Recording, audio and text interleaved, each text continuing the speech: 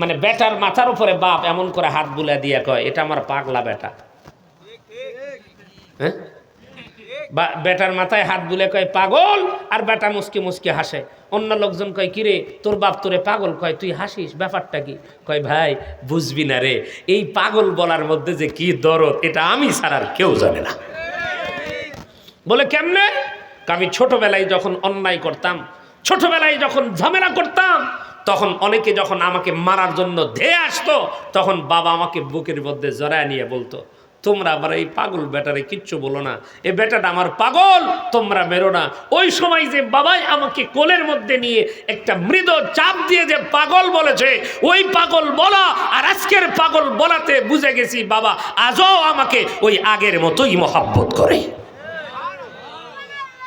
এই পৃথিবীতে মায়ের মহাব্বত বোঝা গেলেও বাবের মহাব্বত কিন্তু সন্তান বুঝতে পারে না। মায়ের মহাব্বতটা যতটা বোঝা যায়, কারণ মা রান্না করে, মা উঠায় খাওয়ায়, মা কাপড় পরে দেয়, মা ব্যাগ ঠিক করে দেয়, মা স্কুলে পাঠায়। বেটা চিন্তা করে বাপ তো আমারে দরদ করে না, বাপের দরদ কই? এমনও কিছু বাপ সমাজে আছে, যেই বাবা সেই যে ভোর রাত্রে বের হয়ে যায়, সারাদিন ঘরে আসতে পারে না, রাতের বেলা যখন আসে তখন দেখে ছেলেটা আমার ঘুমায়। ওই ঘুমানো বাচ্চার কপালের মধ্যে বাপ চুমু দিয়ে বলে, বেটারে সারাদিন তোরে আমি আদর করতে পারিনি, ঘুমানো সন্তানের মাথার মধ্যে একটা চুমু দিয়ে বাপ পাশে ঘুমিয়ে যায়। আমার আপনার ঘুম ভাঙ্গার আগেই বাবা আবার ঘুম থেকে উঠে চলে যায়। কথা কোন ঠিক কিনা? আজকে অনেক আছি, অনেক যুবক এখানে বসে আছেন, বাবার মহাব্বত বোঝা যায় না।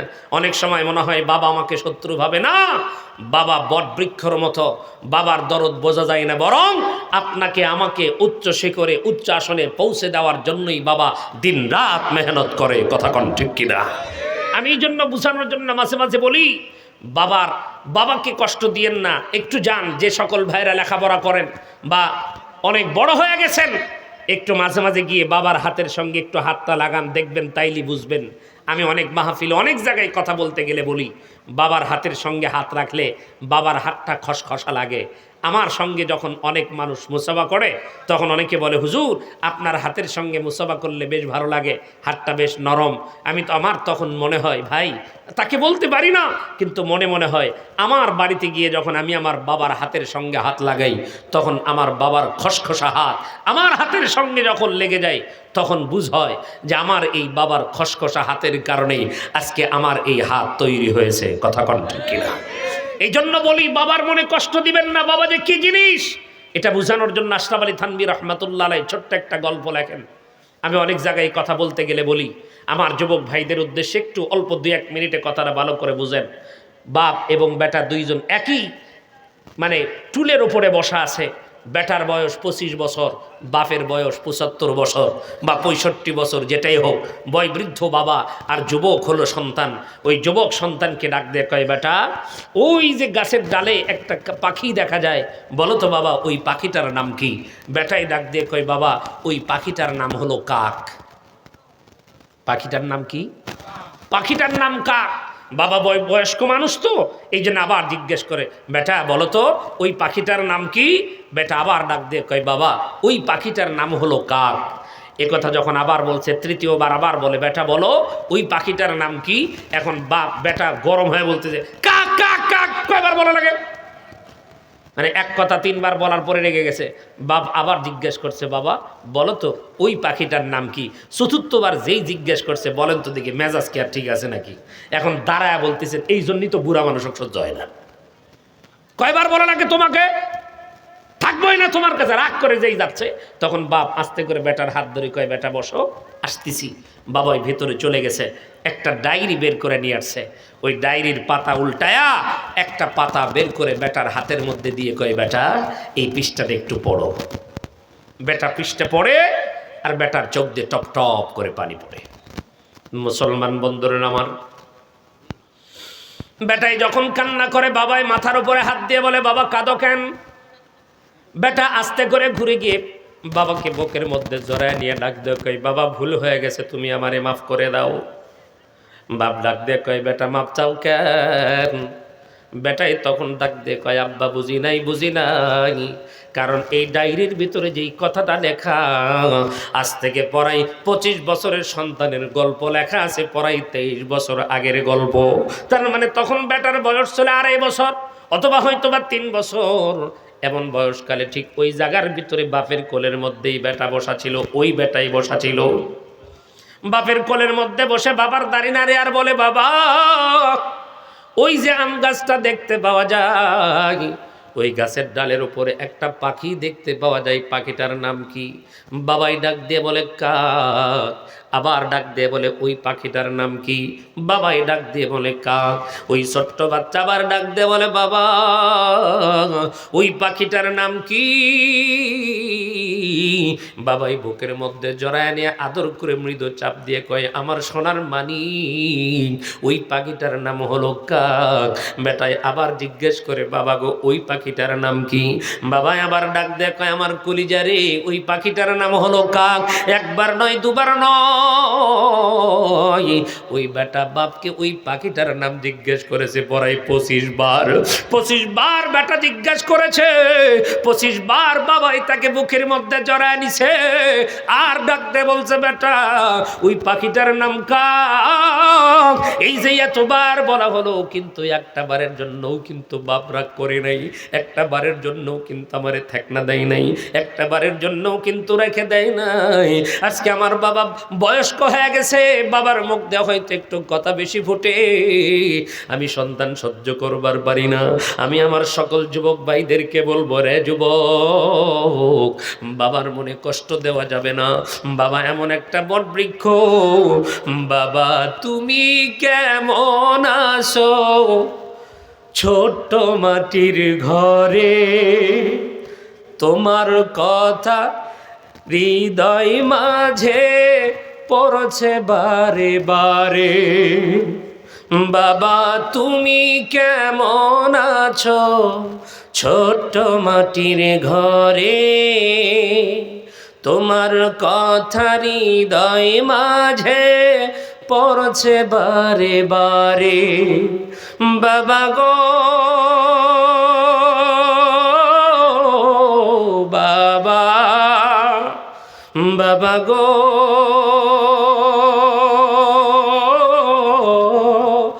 বাবা। বাবা যার নাই তাকে জিজ্ঞেস করেন, বাপ যখন থাকছে তখন হয়তো আমরা বাপের মর্যাদা বুঝি নাই। হে যুবক, আজকে অনেক সময় আমরা বাপকে বলি, বাবা মোটরসাইকেল দাও, না দিলে কলেজে যাব না। আছেন এরকম যুবক? মোবাইল কিনে দাও, না দিলে স্কুলে যাব না। জেদ ধরি, বাবা দিতে চায় না, তখন আমরা মনে করি বাপ আমারে পছন্দ করে না, বাবা আমারে ঘৃণা করে না, বাবা তোমারে মোবাইল দিতে চায় না, বাবা তোমারে মোটরসাইকেল দিতে চায় না। কেন জানো? মোবাইল দিতে চায় না, আমার সন্তানের ভবিষ্যৎ নষ্ট হবে সেই জন্য। অথচ বেটা মনে করে বাবা আমার সঙ্গে শত্রুতা করছে। মুসলমান বন্ধুরা, আমার যুবক ভাইদেরকে বলে, যুবক ভাই খবরদার, বাবার মনে কষ্ট দিও না, মার মনে কষ্ট দিও না। কারণ আল্লাহ পাক কোরআনের মধ্যে বলেন, ইম্মা ইয়াবলুগান্না ইনদাকাল কিবারা আহাদুহুমা আও কিলাহুমা ফালা তাকুল লাহুমা উফফিন ওয়ালা তানহারহুমা ওয়া কুল লাহুমা কওলান কারীমা।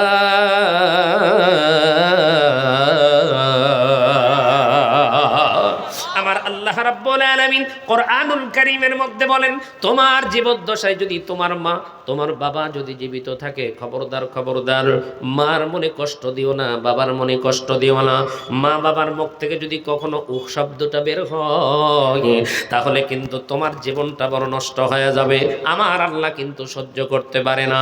এই জন্য বলতেছিলাম, মুসলমান, বাবার বয়স হয়ে গেছে, মার বয়স হয়ে গেছে, যদি একটু কথা বেশি বলে রাগ করবে করবেন না, মন খারাপ করবেন না। তবে এই জায়গার মধ্যে একটা কথা বলি, আজকালকার সমাজের ভিতরে দেখা যায় মার সম্মান নাই, বাবার সম্মান নাই, বাবার ইজ্জত করা হয় না, মার ইজ্জত করা হয় না, মারে সম্মান করা হয় না। বউ পাওয়ার পর মাকে ভুলে যায়, বউ পাওয়ার পর বাবাকে ভুলে যায়। না রে ভাই না, এই জন্যই তো বলতেছিলাম ওই সন্তান কখনো মা বাবারে ভুলবে না যেই সন্তানের ভিতরে কোরআন সুন্নাহর জ্ঞান থাকবে। কথা কোন ঠিক কিনা? আজকে সারা বাংলাদেশের দিক তাকায় লক্ষ্য করে দেখতে পাবেন কোন হাফেজ কোরআনের বাবা বৃদ্ধাশ্রমে নাই। কথা কোন ঠিক না বেঠে? কোন আলেমের সন্তানকে পাওয়া যাবে না। অসংখ্য বৃদ্ধাশ্রমের মধ্যে আমাকেও যাওয়া হয়েছে, আমি গিয়েছি কয়েকটা বৃদ্ধাশ্রমে, আমি লক্ষ্য করে দেখেছি, কথাও বলেছি। আমি কোনো জায়গায় হাফিজের বাবা পাই নাই, আলেমের বাবা পাই নাই। তবে হ্যাঁ, অনেক মানুষ হাফিজ না হইলেই যে বাবাকে কষ্ট দেয় তা কিন্তু না। অনেক ভালো ভালো সন্তান আছে। শুধু আমি বোঝানোর জন্য বলতেছিলাম, যার মধ্যে দিনের শিক্ষা নাই, বউয়ের কথাকেই প্রাধান্য দেয় বেশি। কথা কোন ঠিক কিনা? আমি এই জন্য আপনাদেরকে বলবো, এই যে কোরআনের কথা আমি বলতেছিলাম, মুসলমান যারা বোঝে না তাদের জন্য গালি, যারা বোঝে তাদের জন্য মহাব্বত। কেমন মহাব্বত? আমার নবী ডাক দিয়ে বলতেছেন, সাহাবীরা রে, আল্লাহ বলেছেন ইন্নাহু কানা যালুমান জাহুলা। আসমান গ্রহণ করে নাই, জমিন গ্রহণ করে নাই, পাহাড় গ্রহণ করে নাই। এটা যখন গ্রহণ করছে মানুষ, আমার আল্লাহ খুশি হয়ে গেছে। এই জন্য খুশি হয়ে বলছেন ওরা হলো অজ্ঞ, ওরা হলো মূর্খ, বোঝে না, বোঝে না, নিজেদের উপরে নিজেরা জুলুম চাপায় নিল। আমি এটাকে বোঝানোর জন্য আপনাদের সামনে ছোট্ট একটা উদাহরণ বলতে চাই। মোল্লাকুড়ি বাজারে আপনি বাজার করতে গিয়েছেন, আপনার ছোট্ট শিশু বাচ্চার বয়স হলো 10 বছর, আপনার সন্তানটাও আপনার সঙ্গে গেছে। যাওয়ার পরে আপনি বাজার করলেন, ব্যাগের ওজন হলো 10 কেজি। খুব খেয়াল করে ভালো করে বুঝবেন, এই 10 কেজি ওজন নিয়ে যখন আপনি আসতেছিলেন, ঠিক ওই মুহূর্তে আপনার সন্তান ডাক দিয়ে কয়, বাবা ওই ব্যাগটা তুমি আমার কাঁধের মধ্যে দাও। ব্যাগের ওজন 10 কেজি, বেটার বয়স 10 বছর। বুঝে থাকলে বলেন তো দেখি, 10 কেজি ওজনের ব্যাগ 10 বছরের বেটাকে কাঁধে নিতে পারবে নাকি? কখনোই পারবে না। কিন্তু এরপরেও জেদ ধরছে, বাবা দাও। বেটা ডাক দিয়ে, বাপ ডাক দিয়ে কই না পারবা না, কিন্তু বারবার বলতেছে না দাও। যদি তুমি না দাও তাইলে কিন্তু আমি মাটির মধ্যে গড়াগড়ি দিব। বাবাই বড় চিন্তায় পড়ে গেছে, বেটারেও বাড়িতে নিতে হবে, ব্যাগটাকেও বাড়িতে নিতে হবে। বেটাকে যদি নিবার চায় তাহলে ব্যাগটা তার কান্দে দেওয়া লাগবে, তার কান্দের মধ্যে দিলে তো সে চলতে পারবে না। কিন্তু এরপরেও বুঝে থাকলে বলেন তো দেখি, বেটা জেদ করছে যে এটা বুঝে করতেছে না না বুঝে করতেছে? না বুঝে করার কারণে এবার বাপ বেটার কান্দের উপরে ব্যাগটা ঠিকই দিয়েছে মুসলমান, কিন্তু ব্যাগের ওজন আছে বাবার হাতে। এখন বেটা কান্দের উপরে ব্যাগটা নিয়ে সামনের দিক যায় আর বলে, দেখছো দেখছো দেখছো আমি কত বড় ব্যাগ কান্দে নিয়েছি। অথচ ব্যাগ বেটার কান্দে আছে, ওজন কার হাতে? বাবার হাতে। আমার আল্লাহ ডাক দিয়ে বলে, পয়গম্বর, মানুষ না বুঝে না বুঝে না বুঝে এই কোরআন গ্রহণ করেছে, কিন্তু আমি আল্লাহ রাব্বুল আলামিন বলে দিলাম, ইন্না নাহনু নাযালনা যিকরা ওয়া ইন্না লাহু লাহাফিজুন। আল্লাহ বলেন, ওরা না বুঝে যখন কোরআন নিল, এই কোরআনের হেফাজতের দায়িত্ব আমি আল্লাহ নিলাম। সুবহানাল্লাহ বলেন। তার মানে আল্লাহ বুঝাইছেন, বান্দা কান্দের উপরে নিল, কিন্তু বান্দা না বুঝা নিছে, এটার দায়িত্ব আমি আল্লাহ গ্রহণ করলাম। তাওরাতের দায়িত্ব আল্লাহ নাই, জাবুরের দায়িত্ব আল্লাহ নাই, ইনজিলের দায়িত্ব আল্লাহ নাই। আল্লাহ পাক কিন্তু এই কোরআনের দায়িত্ব নিয়েছেন। কেমন করে আল্লাহ পাক কোরআনের হেফাজত করতেছে এইটা বোঝা যায় এই মাদ্রাসার একজন কোরআনের হাফেজে কোরআনের দিক তাকান। কত আলেম ওলামা হয়ে গেল। মুসলমান বন্ধুরা আমার, ওই হাফেজে কোরআনগুলোর দিকে একটা বার যদি আপনি নজর করেন তাইলে বুঝবেন এই দুনিয়ার জমিনের ভিতরে। আমি নিজেও তো আমার মাদ্রাসায় একজন ছাত্রকে হাফেজ হয়েছে মাত্র 1 বছর সময় লাগছে, অনেক জায়গায় তো 6 মাসের মধ্যে হাফেজ। শুধু তাই না, আপনারা শুনলে আশ্চর্য হবেন, ইমাম আবু হানিফা রাহমাতুল্লাহ আলাইহির কাছে একজন ছাত্র যে ভর্তি হতে চাই, কয় না হাফেজ ছাড়া ভর্তি করব না। 1 সপ্তাহ পর এসে কয়, হুজুর ভর্তি করেন। কয় হাফেজ ছাড়া তো করব না, কয় হেফজ শেষ করে এসেছি। বলে কেমন করে তুমি হেফজ শেষ করলাম? বলে 1 সপ্তাহের ভিতরে হাফেজ। সুবহানাল্লাহ। আগামীকাল সকালবেলা এটা জোরে কি বলা যাবে? সুবহানাল্লাহ। এটা আওয়াজ করে কি বলা যাবে? আল্লাহু আকবার। এ মুসলমান, পৃথিবীতে এমন কোন গ্রন্থ, এমন কোন কিতাব পাওয়া যাবে না যার কোন হাফেজ পৃথিবীর মধ্যে আছে। আছে নাকি? তার মানে কিসের আছে? আরো জোরে বলেন, আরো জোরে বলেন, কিসের? এই কোরআনের পাওয়ার দুনিয়াতে আছে না নাই? আখিরাতেও থাকবে কি থাকবে না? আমি একটা কথা বলে আমার কথাটা সংক্ষেপ করে দেব। প্রধান অতিথি মহোদয় লং টাইম আমার পাশে বসে আছেন, মুসলমান। আজকে আমার ভাইকে পাশে বসে রেখে কথা বললাম, একটু হলেও তো পরিচিত হয়েছে, কথা কোন ঠিক কিনা? এই দিক দিয়ে যাওয়ার পথে কোনো পুলিশ যদি আমারে ধরে, আমি যদি আমার বলে ভাইকে ফোন দিয়ে বলি, ভাই পুলিশ আমারে ধরছে, বলে আপনি পুলিশকে দেন, পুলিশকে যখন দেওয়া হবে, যখন বলে দিবে হুজুর আমার পরিচিত, ছেড়ে দেন, আর কোনো কথা নাই, ছাড়বে কি ছাড়বে না? কিন্তু বাজান কিয়ামতের ময়দানে যদি এমন হয়, আল্লাহ যদি আমারে জাহান্নামে দেয়, আর তখন যদি আমি আল্লাহ বলি, আল্লাহ একটু সুযোগ দেন। আমার মহাদেবপুরের প্রধান অতিথি ছিল, ভাইয়ের সঙ্গে বড় সম্পর্ক, কারণ উনি বড় মানুষ, তার সঙ্গে একটু ফোন করে আপনার সঙ্গে একটু মিলে দেই। আল্লাহ যদি সুযোগটা দেয়ও, আমি যদি আমার ভাইকে ফোন দিয়ে বলি, ভাই আমাকে আল্লাহ জাহান্নামে দেয়, আপনি একটু আল্লাহর সঙ্গে দেখেন, কথা বলে কিছু একটা করা যায় কিনা। ভাই তখন বলবে, আপনি কেন, আপনারে তো চিনিই না। কি কথা কন না কেন, ঠিক কিনা? খালি ভাই না, ভাইও যদি আমার প্রশ্ন করে, আমিও বলবো না চিনি না, কারণ আল্লাহ কোরআনে বলেছেন, ইয়াউমা ইয়াফিরুল মারউ মিন আখি ওয়া উম্মিহি ওয়া আবি ওয়া সাহিবাতিহি ওয়া বানি লিকুল্লি ইমরিইম মিনহুম ইয়াউমা ইযিন শাআনুন ইউগনি। আল্লাহ বলবেন ওই কিয়ামতের ময়দানে ভাই ভাইকে চিনবে না, বোন বোনকে চিনবে না, সন্তান বাপকে চিনবে না, বাপ সন্তানকে চিনবে না। কিন্তু ওই দিন আল্লাহর সঙ্গে যারা করবে কারা জানেননি? তারা হলো কোরআনের হাফেজ। আমার নবী বলেছেন, ওয়াশাফাহু ফি আশরাতিন মিন আহলি বাইতিহি কুল্লুহুম কদ ওয়াজাবাত লাহুন নার। একজন কোরআনের হাফেজ শুধু জান্নাতেই যাবে না, বরং আল্লাহর সঙ্গে যারা করে একজন নয়, দুজন নয়, 10 জনকে নিয়ে আল্লাহর জান্নাতে যাবে।